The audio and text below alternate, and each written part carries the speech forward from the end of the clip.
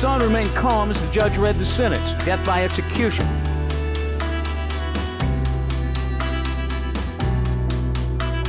Josue Flores was murdered last Tuesday on his way home from school.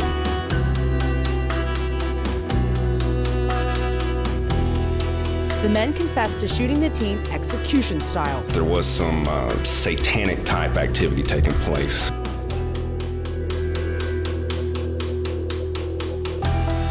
Officers tell us Trujillo stabbed her boyfriend with stiletto heel shoes.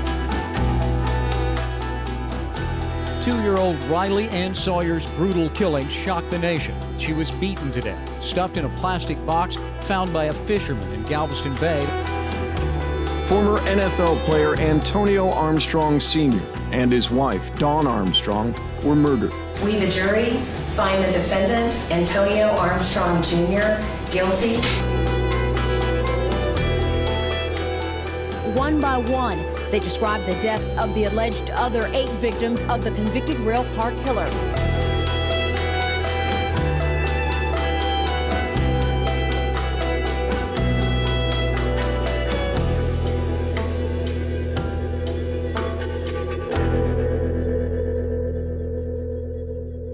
Belinda Temple was a loved and respected teacher in Katy ISD. In January of 1999, while 8.5 months pregnant, she was murdered inside her own home. It would take 24 years and 3 trials to finally bring the case to an end.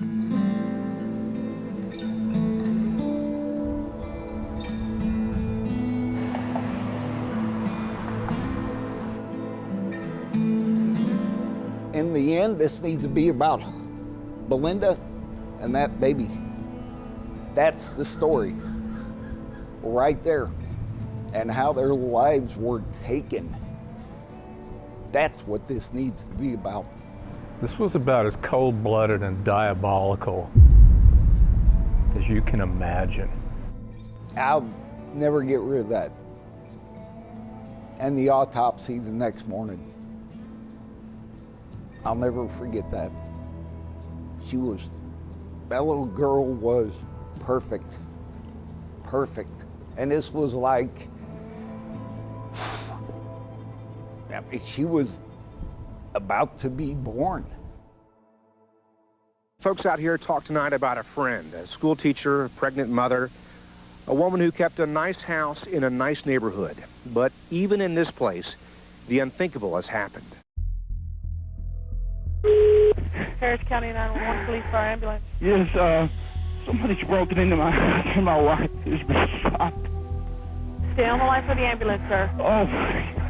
Oh, I just walked in. My wife, I believe she's been shot. It's got blood everywhere. Okay, sir, is she breathing? No, so I believe her brain is on the floor. I think she's already dead. She's 8 months pregnant. Sergeant Mark Schmidt, Harris County Sheriff's Office. When we arrived, Mr. Temple was sitting on a bench inside the backyard. When was the last time you saw her? Oh, it's been several hours. Several hours? Yes. Sir, was there anybody around when you walked in? No. I was with my son. I ran him across the street. The back window on my back door has been busted out. I think one of the things that jumped out walking up to that back door was the glass. The glass was going in the wrong direction. What was developed as the theory as to why the glass went the direction that it did? That the door was open. The door was not closed, or the glass would have been going that way. But it's going primarily that way. Does this look like someone maybe entered into your house? Yeah, somebody's entered in my house. The back window is broken and my back door is still wide open. Mr. Temple had called 911. When they got there, I believe there was a neighbor from across the street that was out in the driveway. They encountered him. He's trying to get into the backyard. But of course, there was a dog in the backyard that did not allow them to enter the backyard. They came close to possibly shooting the dog because they couldn't make entry into the yard. The people that lived in that neighborhood, pretty much they were like, you don't get near that fence when that dog's in the backyard. Everyone that we spoke with, the dog was very protective of her, of the family, of his territory. What do I need to do? Tell me, I can do it. I don't. You know how to do CPR? Yes. Okay, I want you to do CPR for that baby. Okay. Okay? Yes. Are you doing CPR for me? I can't. Her head is just gone. Okay, well, let's see if we can use her, okay, for the baby. Jesus Christ. Oh.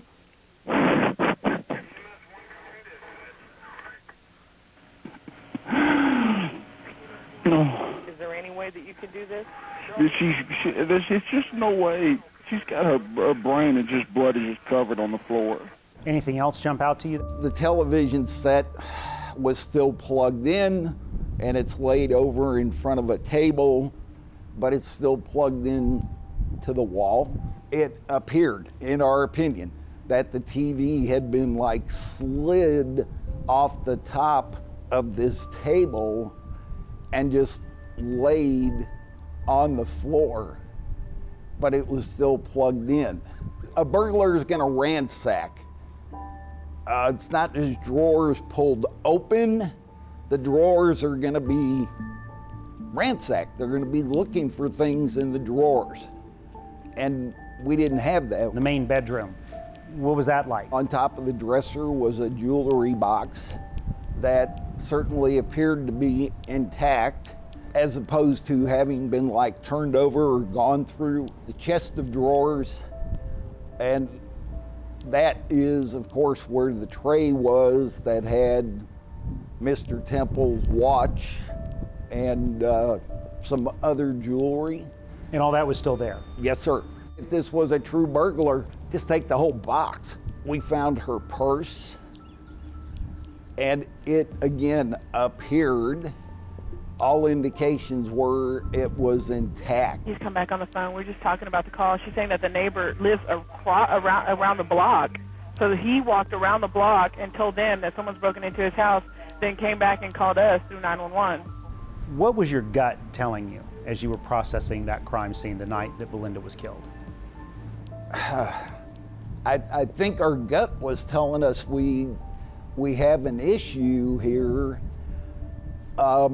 with the information as we had received it up to that point. But as a detective, as an investigator on any case, you've got to check all the possibilities.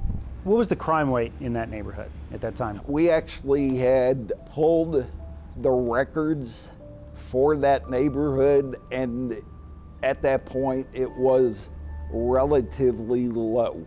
Very much out of the norm for a burglar to be coming into your home later in the afternoon. They're going to be coming in during daytime hours when they feel pretty good that people are gone to work. And now furthermore, a burglar carrying a shotgun in daylight. Okay. And nobody in the neighborhood saw this? No.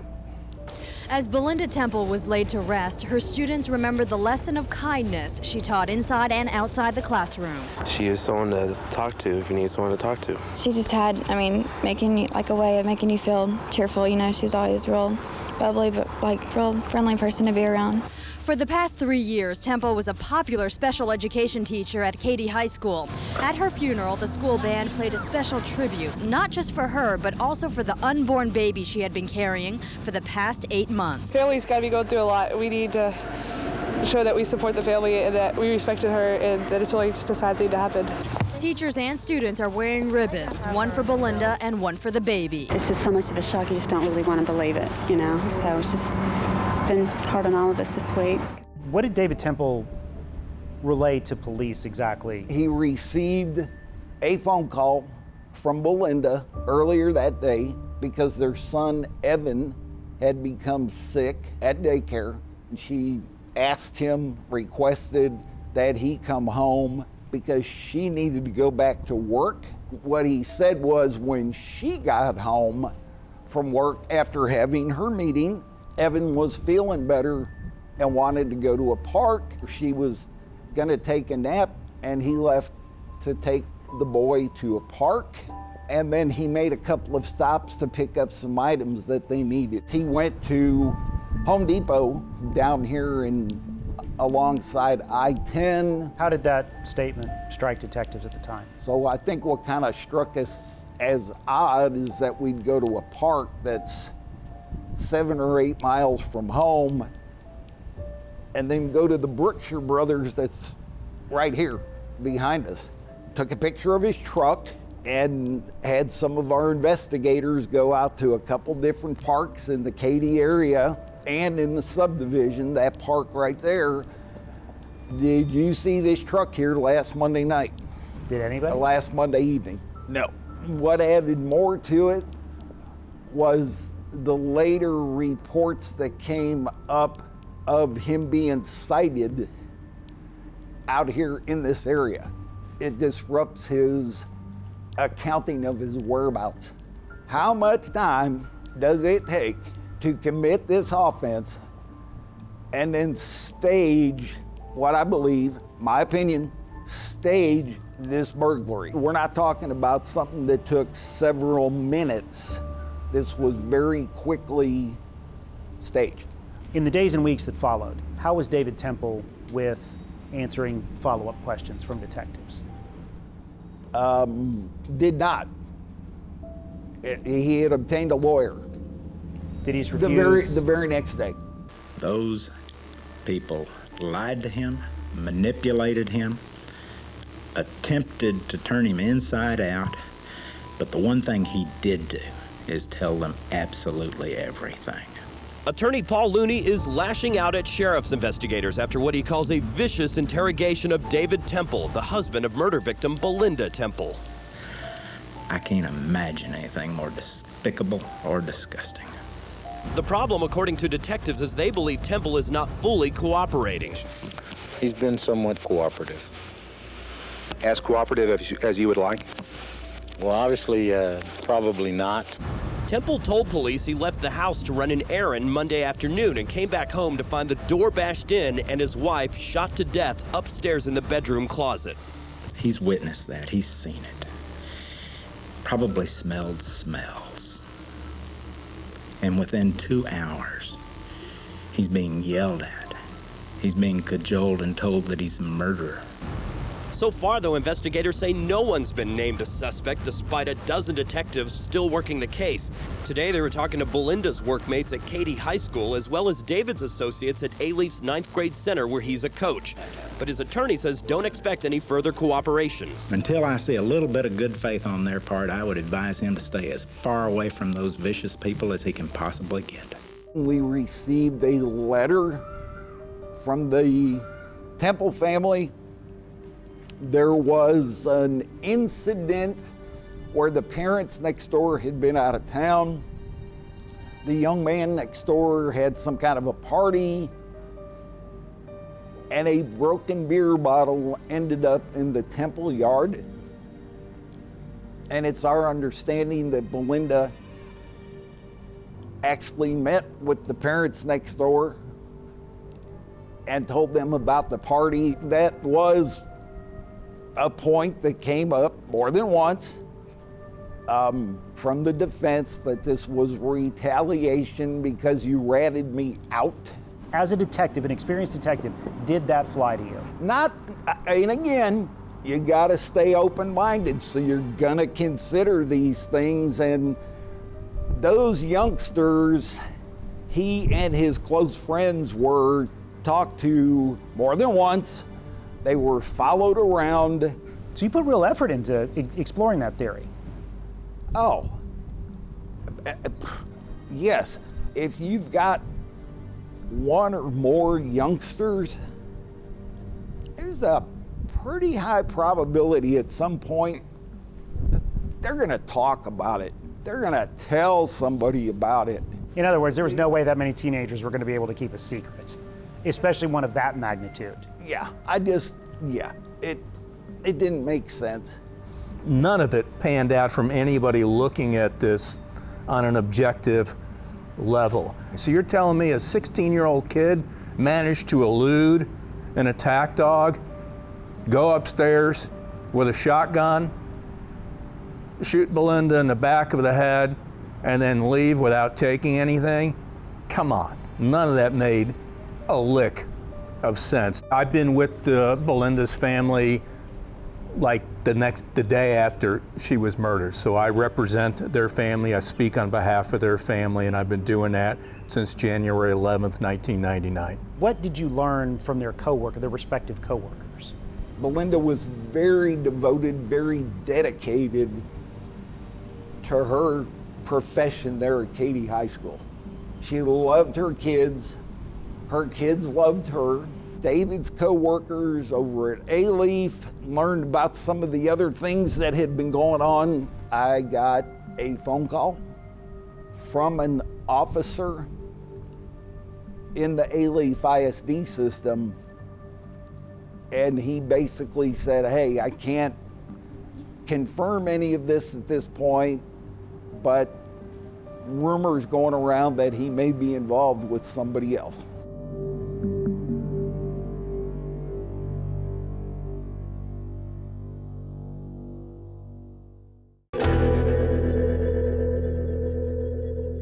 My first distinct memory of actually meeting with Belinda's family was not far from where we are here off of I-10 when we put up a billboard. Shep's Dairy had donated additional funds, and we put up a billboard, a reward at that time, which was $10,000. And I went to that unveiling with them. And my first impression was, where's David and the Temple family? I got to know Belinda's twin sister Brenda and her brother Brian very well throughout the years, and of course her parents, her late parents now, Tom and Carol. And at first they thought this was a storybook, marriage. I mean, Belinda met David when they both were at Stephen F. Austin. David was a big-time football star at Katy High School. He had this quote nickname, the Temple of Doom. On that, he went on to play football at Stephen F. Austin, and Belinda was also an athlete too. She played volleyball, so they had a lot in common when they met. Brenda had confided that she had had conversations with Belinda, and Belinda was sharing with her thoughts on David. And her thoughts were this, quote, so-called perfect marriage was not perfect at all. And she had suspected him of having an affair. Belinda calls Brenda, it was like New Year's Eve, and said, David's gone for the weekend, the holiday, New Year's. She's like, what do you mean? It's New Year's. You're 8.5 months pregnant. Where did he go? Well, she said, he said he was going hunting. None of that made a lick of sense. Why was that unusual? It was unusual because there was no plan or preparations. It just came out of the blue. And then 10 days later, she's murdered. Someone asked him at the funeral, well, don't you want to know who killed your wife? And he responded, would it matter? She's dead. That's an actual quote. We did learn of that from one of his co-workers. He told us the response was from David, what difference does it make? It's not going to bring her back. Yeah. When did the family find out about the affair? Very soon, because keep in mind that Belinda had already spoke about her concerns to her twin sister, Brenda. And as soon as they found out that her concerns were real and legitimate, whatever little shred of doubt they had about who killed Belinda ended when they found out about the affair with the other teacher from Hastings, Heather Scott. At the time of Belinda's death, did you know anything about David's relationship with any other women? No. When did you find out about that relationship? Belinda died on Monday, and it was Wednesday when Maureen and I learned that there had been an affair. Okay. Did David spend New Year's with Belinda? No, he did not. And just to refer back, Belinda her birthday was December 30th, is that correct, of 1998? Yes. That was a significant birthday for her. It would have been her 30th birthday. Would you say that was a significant birthday? Yes. Okay. And then that would have been just before the New Year's Eve and New Year's Day, correct? Correct. But David left New Year's Eve, is that correct? Correct. I'm going to go back and put a point in. So Belinda and her unborn daughter were murdered January 11th. Funeral takes place February 14th, Valentine's Day. A dozen roses are delivered to Heather Scott from David Temple. That's a little over a month that your wife and unborn child are murdered, and you're delivering a dozen roses. And then 2 years later, they do get married.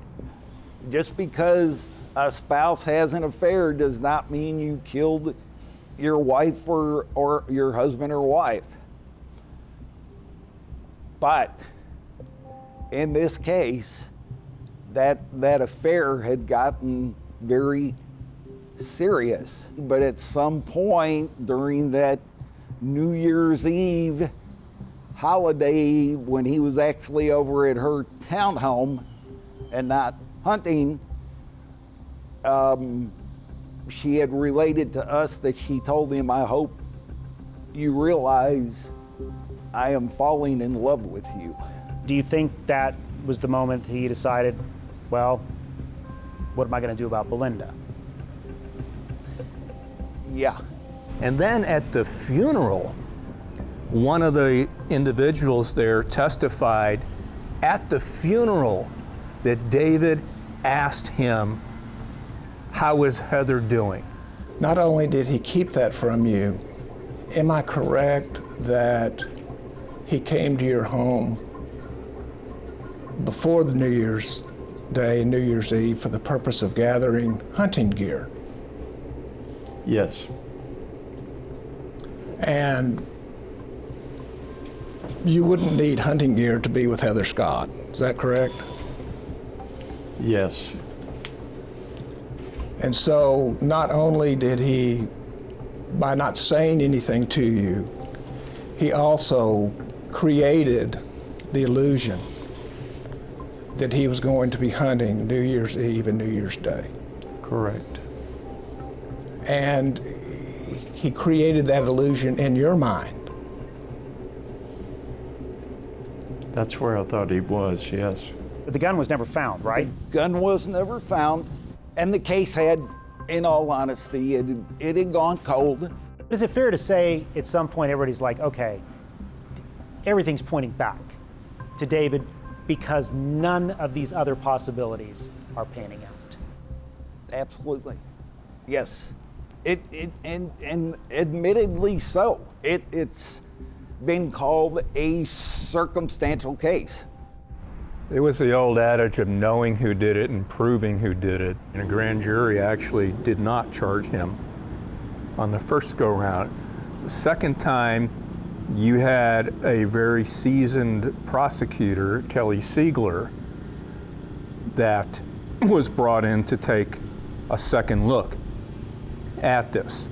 And Siegler and her team felt at that time that they had enough to bring it to another grand jury. And this time, the grand jury indicted him for murder. It was a murder that stunned the community. Katy High School teacher Belinda Temple was found dead in her own home. Temple was 8 months pregnant with her second child. And for nearly 6 years, the murder has remained a mystery, and David Temple has been the main suspect in his wife's death. Today, Harris County Sheriff's deputies had enough information to arrest David Temple for his wife's murder. He was cooperative. He did not resist arrest. He was completely cooperative. I would say he was probably surprised. David Temple initially called police to report a burglary inside his home. Police found Belinda Temple hiding in a closet dead from an at-close range shotgun blast to the head. The shotgun was never found, and these two detectives never gave up. We want to solve all of our cases. They're all important to us, and we want all of them solved, but we got one like this with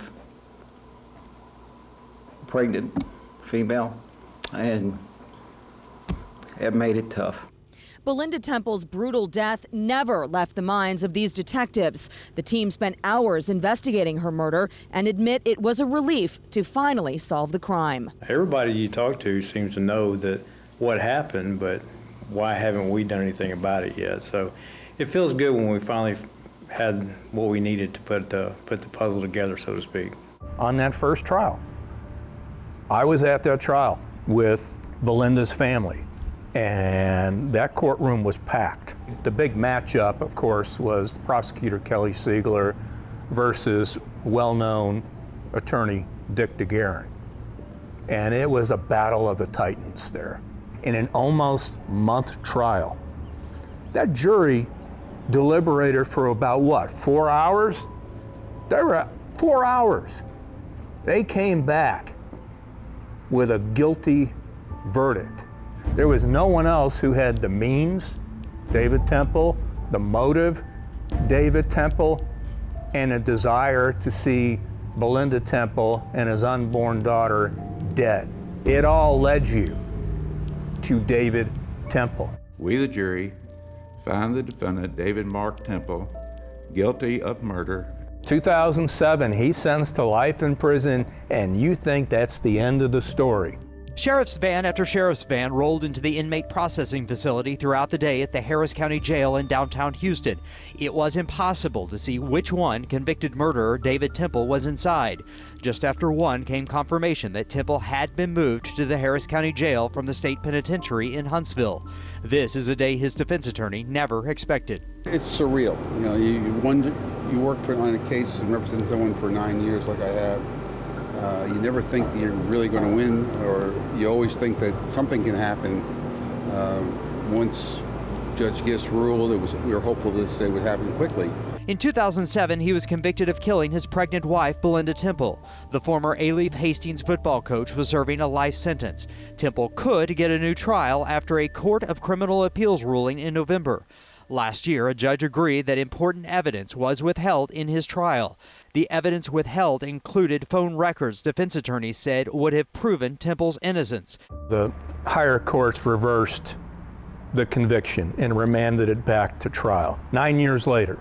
I mean, we knew we were going to do this again, and it's like, we got to do it. It's, if for nobody else, for Belinda, her family, and her baby. After 9 years in prison for his wife's murder, David Temple was released on bond because an appeals court ruled he did not get a fair trial. Since then, the Harris County DA recused itself from the case, and the state attorney general took over due to a conflict of interest. We had a big sigh of relief when that happened. And we felt like they're going to retry the case. What we still didn't know was, and then finally we were told in 2018 that the Attorney General's office agreed to retry the case. David Temple walked into court this morning flanked by members of his legal team. The former football coach was convicted and sentenced to life in prison for the murder of his pregnant wife Belinda back in 1999. But in 2016, a judge overturned that conviction, ruling prosecutors in the first trial withheld crucial evidence. The special prosecutor from the Texas Attorney General's office telling the jury today in her opening statements, this case is a lot like a puzzle, and that there are many pieces to it. When we put all the pieces together, it's going to be real clear to you. There is only one person on this earth who could have done this. And when we're all done, when it's over, we're going to come back here and we're going to ask you to find this defendant guilty. In his opening statements, defense attorney Stanley Schneider argued the timeline of the killing is flawed, saying that Temple may have betrayed his wife, but that he could not have killed her. Prosecutors say Temple was having an affair and claim he killed his wife because he wanted out of his marriage. Were you nervous about the outcome of the second trial? Oh, I think you always are. You don't get to, unless you got video evidence, a witness, and a confession, don't get too overconfident with a case. I was in the courtroom when the verdict came back. It was overwhelming. It's like, whew, yeah, it was absolutely overwhelming that, okay, we did it again. Heavy emphasis on we. But then another bit of a gut punch, the jury deadlocks on punishment. In the punishment phase was the testimony of Evan. Evan is now a grown man, family of his own, and they put Evan on the stand. And you had a very emotional son who believed still at that time of his dad's innocence. And he made a very compelling testimony. The jury deadlocked, and they could not come to an agreement. 10 jurors opted for life. 2 were holding out. One of them wanted this absurd number of 17 years. One of them wouldn't even speak. It's now 20 years because you were in 2019. It's 20 years plus since Belinda and Aaron were murdered, and we still don't have a resolution.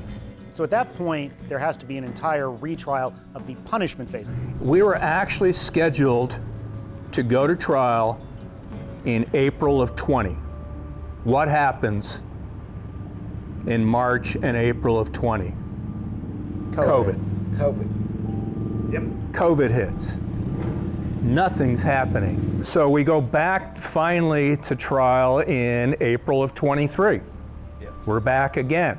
Keep in mind, even though David Temple is now a 2-time convicted murderer because he was convicted the second time, based on the laws when the murder took place, which was 1999, David Temple, believe it or not, was eligible from anywhere from probation all the way up to life in prison. We were sitting in the witness room. We were sitting there, it was a Friday afternoon, and we're thinking it's gonna be a long time. And I remember you, all of a sudden, you looked at me, because I was sitting right across from you. We were just sitting there, and you said, verdict. And I went, what?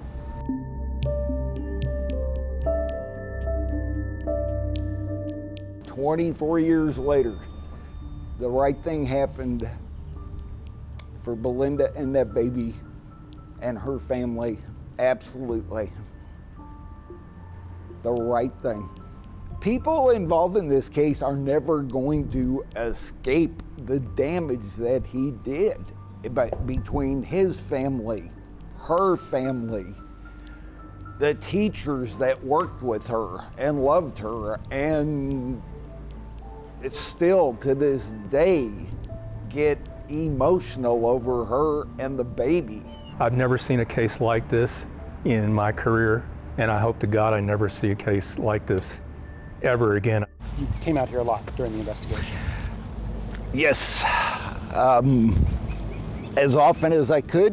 When the investigation was ongoing, I'd stop by and visit the gravesite, say a prayer for her and Aaron, and pray that we would someday get a conclusion and get justice for them. When you were out here, what did you feel? Did it help center you? Yep, exactly. Exactly. Needed that occasional reminder, come out here and just be here for a few minutes. Does it feel different being out here now? I'll admit it's been a long time since I've been here, but we got closure. To a degree, it'll never go away. We're never gonna forget this. And as Andy was saying, nobody's gonna ever forget this. But at least we got the closure for Belinda and Aaron. David Temple's second wife, Heather Scott, testified during the trials that she and David never discussed Belinda's murder throughout their marriage. Scott divorced David Temple during the second trial. Thank you for joining us this week. We're taking you on the road next week to San Antonio for the case of baby killer Janine Jones. A new episode of The Evidence Room streams every Wednesday at 6:30 p.m. on KPRC2+. For everyone on the KPRC2 Investigates team, I'm Robert Arnold. We'll see you next week.